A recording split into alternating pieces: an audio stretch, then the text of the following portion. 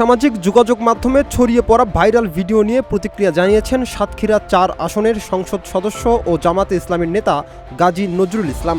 তিনি দাবি করেছেন, ভিডিওটি ঘিরে বিভ্রান্তিকর ও উদ্দেশ্য প্রণোদিত তথ্য ছড়ানো হচ্ছে।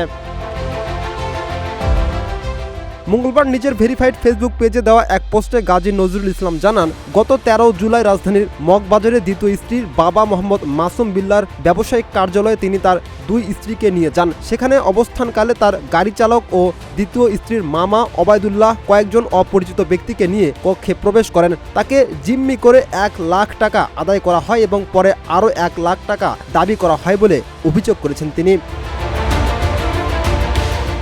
গাজী নজরুল ইসলামের দাবি, টাকা দিতে অস্বীকৃতি জানালে তাদের বিভিন্নভাবে হুমকি দেওয়া হয়। তিনি দাবি করেন, দ্বিতীয় স্ত্রীর বাবার সঙ্গে ওবায়দুল্লাহর পূর্ব শত্রুতার জের ধরেই এই ঘটনার সূত্রপাত। একই সঙ্গে তাদের ব্যক্তিগত মুহূর্তের ভিডিও গোপনে ধারণ করে সামাজিক যোগাযোগ মাধ্যমে ছড়িয়ে দেওয়া হয়েছে। এমপি আরও বলেন, রাজনৈতিক উদ্দেশ্যে এই ভিডিওটিকে বিবাহ বহির্ভূত সম্পর্কের ঘটনা হিসেবে প্রচার করা হচ্ছে, যা সম্পূর্ণ মিথ্যা এবং ভিত্তিহীন। তিনি জানান, গত ১৭ জুলাই পারিবারিকভাবে প্রথম স্ত্রীর সম্মতিতেই মরিয়ম বেগমকে দ্বিতীয় স্ত্রী হিসেবে বিয়ে করেন। ঘটনার সঙ্গে জড়িতদের বিরুদ্ধে দ্রুত ও নিরপেক্ষ তদন্তের মাধ্যমে আইনগত ব্যবস্থা নেওয়া এবং অপপ্রচারে জড়িতদের দৃষ্টান্তমূলক শাস্তির দাবি জানিয়েছেন গাজী নজরুল ইসলাম।